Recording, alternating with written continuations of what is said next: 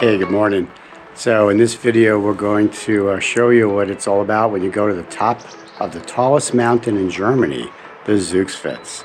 Now I found it a little confusing on trying to figure out how to set it up, but you go to their website, and I'll put the link below, and look for Zugspitze 1 day, 1 round trip ticket. So it says ascent and descent. And if you just want to go to the top of Zugspitze, just buy that ticket online. And it's recommended that you do buy it online because they sell out quickly, and buy it a couple days before you plan to go up. It was 68 euros a person, and it gives you the choice. You can go up and down the Zugspitze 2 different ways. One is to take the Cogwheel Train up and then a short cable car ride, and the other way is to take the long cable car ride from the top of the mountain, from the Zugspitze, all the way down to the lake. And you can mix it up. So that's what we're going to do. We're going to take the Cogwheel Train up today, followed by a short cable car ride, and then we plan on taking the long cable car from the top of the Zugspitze back down to the lake, and then we'll pick up the Cogwheel Train back here to take us back to Garmisch. So that's our plan, and we'll take you along with us. Hey, so you guys ready to climb the tallest mountain in Germany? Yes, we are. You ready? Yes. All right, I think it's like close to 10,000 feet. So if you decide to take the Cogwheel Train up to the top of the Zugspitze, there's a specific station in Garmisch for that train. It's a specific line that goes right to the mountain. And it's right kind of behind the main train station, but it's kind of in the center of town. And that's where we're heading now because we're taking the Cogwheel Train up. Since the station was about 1.5 miles from our VRBO, we drove our rental car there. So here's the dedicated station. Here's the parking by the station. If you come early, you'll have a choice of parking spots. And then there's a machine over there that you actually put your tickets in. Fortunately, it's in German, but we just hit buttons and we got it to work. It was $5 for the whole day to stay here. And these people are waiting online to probably buy the tickets to go on the train. And you can see the train is right over there. But we already bought our tickets, so we should be able to go on when they're ready. And here's the Cogwheel Train that you'll be taking up to the mountain. So you use the printed ticket and put it through the machine to go through. See, there's the barcode. It says hello. You get a happy face, and then you can go right to the train. The train is here, and you can see we're early. Nobody's here. There are no assigned seats, and you can sit wherever you like. Now, we took the first train of the day, which was 8:30 a.m. Apparently, later in the day, these trains can get pretty busy. So if you want to avoid the crowds, come early in the morning. And here's a tip. If you want some of the best views, sit on the right side of the train when going up. But the left side had some nice views too.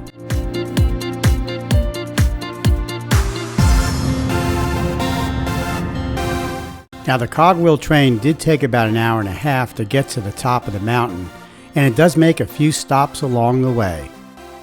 So the Cogwheel Train does make several stops along the way. People have been getting off. I assume they're going hiking. But you just stay on all the way to the end. Just stay on all the way to the end because you're going to the Zugspitze. So after the stop at the lake, then the train really starts going uphill. And I guess that's where the cogwheel part of this train starts to work, keep you from sliding backwards. So the way that the Cogwheel Train works, it has a cogwheel that attaches to the center of the track to keep it from slipping backwards. Now, at the end of the trip, you're in a tunnel. So the last 25 minutes you go through a tunnel. Okay, so at the last stop, it's funny, they didn't make any announcements. The train just stopped. It's still in a tunnel. We think this is where you get off. So we're walking with everybody else. Yep, it's the last stop. Tracks are gone. No more tracks. Can't go any further than that. The train lets you off in an area below the Zugspitze, but here you'll find restrooms, restaurants, gift shops, and also an area to go outside. I'm about to show you the best outdoor patio I've ever seen.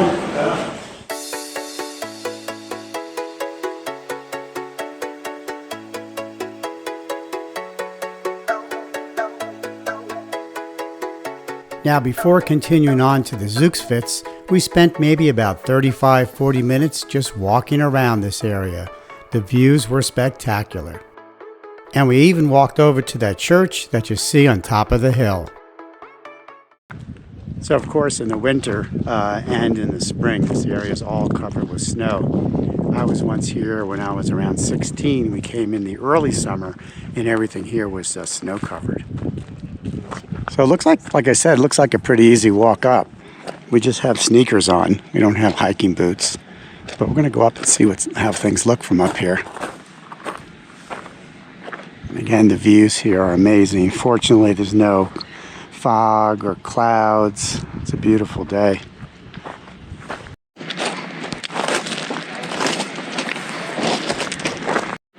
So it looks like there's a little chapel here.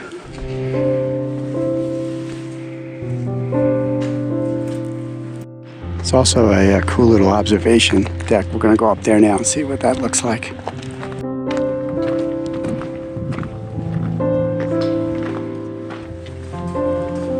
From the platform, there were some great views.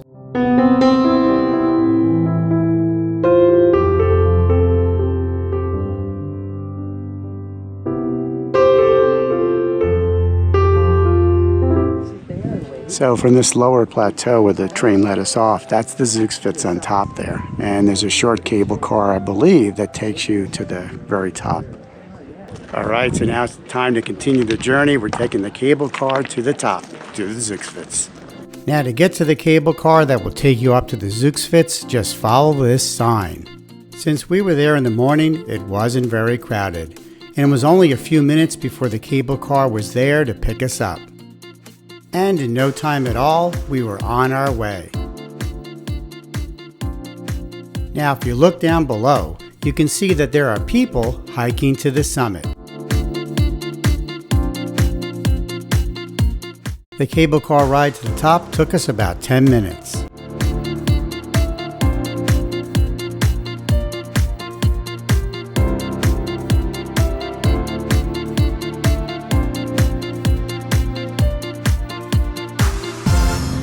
Okay, here we are at the summit. You can see Austria from here. As you can imagine, the view from the Zugspitze was even more spectacular than the view from the stop below.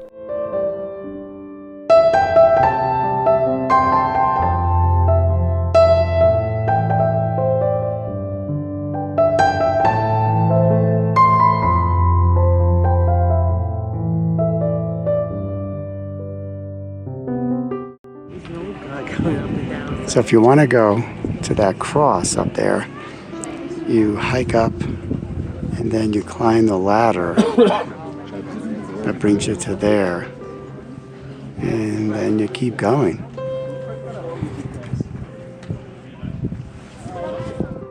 Well, not today, but who knows, maybe next time. So take your time, walk around the platforms, enjoy the view. No reason to rush.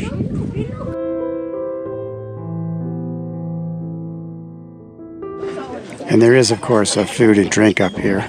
You can see beer is the #1 refreshment.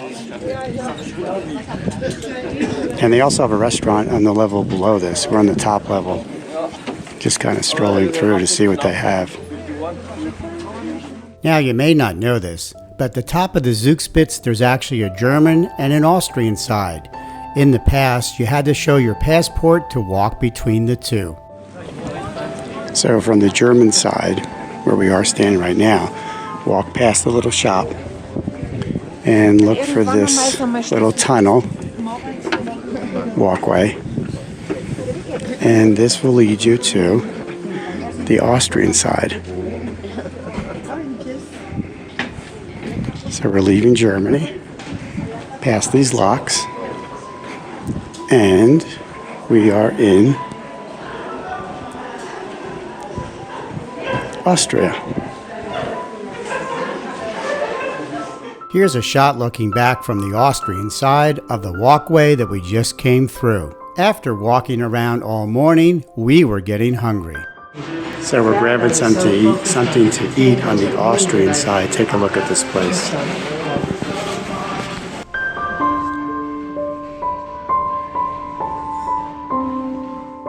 Talk about a table with a view. Simply amazing. All right, so we're heading back down after a nice afternoon. Instead of taking the train, we're going to take the main cable car, which will bring us down to the lake. And then from there, we'll pick up the Cogwheel Train back to the parking lot. So to take the main cable car down, look for the one that goes to Zugspitze. That's the lake. See that? And go through that way. Now the ticket that you printed up from home and used to get up to the top is the same one you used to get back down. And if you have any problems, there's always someone around to give you a hand.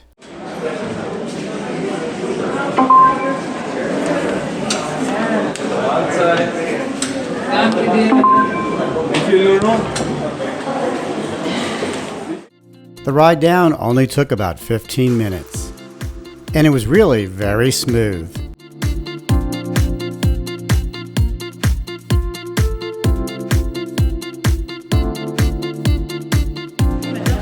Okay, that was a ride down, not bad at all. So now we have to make our way to the train station to finish our trip back to the original parking lot. And the train station's up there, right? And again, this is the cable car. That cable car ends at the lake, Zugspitze. You could go back up And the whole day. It's for like unlimited. the train stops right up there. Oh, and as far as the temperature on top of Zugspitze, it was probably in the high 40s, low 50s. We had some very light winter jackets on, and we weren't cold at all. And there was very little breeze, very little wind, so it was very comfortable up there. It's warmer down here, though, isn't it? Oh, yeah. It's beautiful, though. Beautiful day. Heading to the train.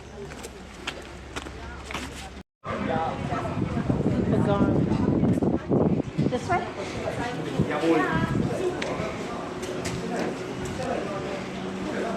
So we made it on the train, but you do need to show your ticket again. So again, the ticket that you've been using to go up and go down, keep a hold of it because you need to get back on the train when you get to the lake. And now we're heading back to Garmisch.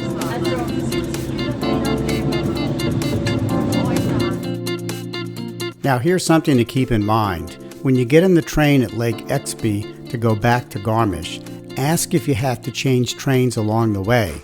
We did. The stop after the lake, we had to get off and get on a new train to go all the way to Garmisch.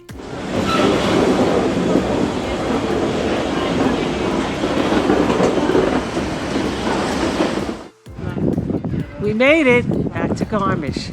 Yeah, that was a great Zugspitze adventure. If you have any questions, put it in the comments below. Until next time, safe travels.